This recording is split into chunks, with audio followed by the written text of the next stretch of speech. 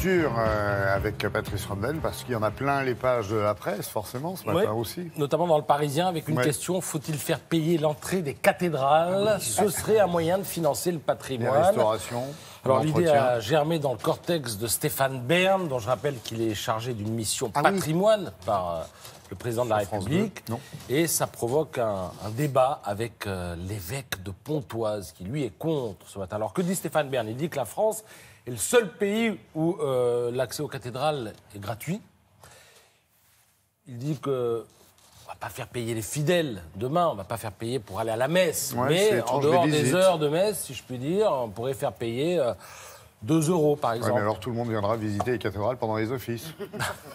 Pas sûr, parce que vous avez 12 millions de personnes quand même qui visitent Notre-Dame de Paris chaque année. Donc on ne va pas mettre 12 millions entre 6 et 7 à l'heure de la messe. Non, on peut imaginer effectivement que les gens donnent 1, 2, 3 € pour rentrer. Et Stéphane Bern rétropédale un petit peu parce que ça fait un tel buzz sur les réseaux sociaux qui dit bon, moi j'ai lancé l'idée, après à vous de discuter. Alors, en matière de discussion, l'évêque de Pontoise, Monseigneur Lalanne, est en tête de gondole ce matin. Il dit il y a une loi en France, la loi de 1905, qui instaure la gratuité de visite des édifices religieux. Il serait bien qu'elle soit respectée.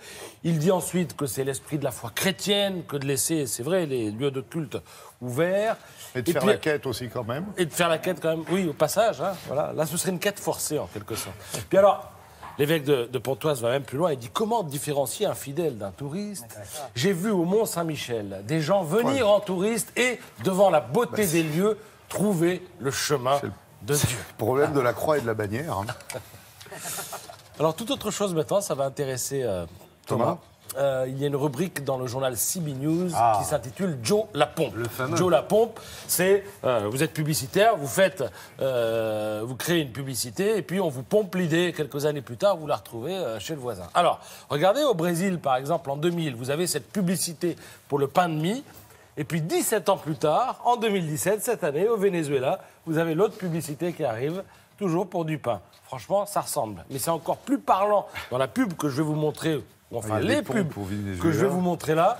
Regardez, en haut, au Chili, une pub pour une crème solaire, façon Moïse devant la mer Rouge. Vous savez, la mer qui s'ouvre, avec Charlton Heston dans les 10 commandements qui s'avance.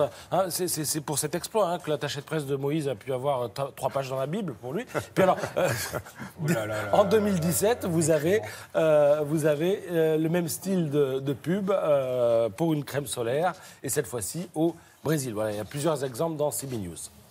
Comment ça va, Gros, j'allais dire. Alors, Gros, c'est Pascal Gros, le dessinateur. Il en est question dans l'Humanité. Oui, c'était hier, non? Oui, alors, je voulais vous en parler hier parce qu'il en était question dans le journal papier de l'Humanité hier, mais il en est toujours question sur le site internet du journal L'Humanité ce matin.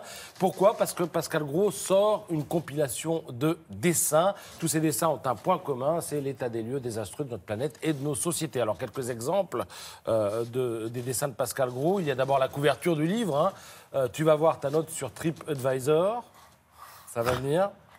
Et c'est quoi? Voilà. Alors ensuite, un dessin, on a l'impression que c'est une sorte de thésard qui travaille sur Charlie. Alors Charlie et l'homophobie, Charlie et l'islamophobie, Charlie et ceci, Charlie et l'antisémitisme, etc., etc. On accuse Charlie de tous les maux. Autre dessin. Regardez, les Français vont former l'armée malienne. Comment ça, vos papiers? Pardon, j'ai l'habitude. Et puis alors, il faut savoir reconnaître les dangers. Oh, le pauvre. Voilà. Et ce sera le dernier. Danger nord-coréen, danger salafiste. Merci, merci Patrice.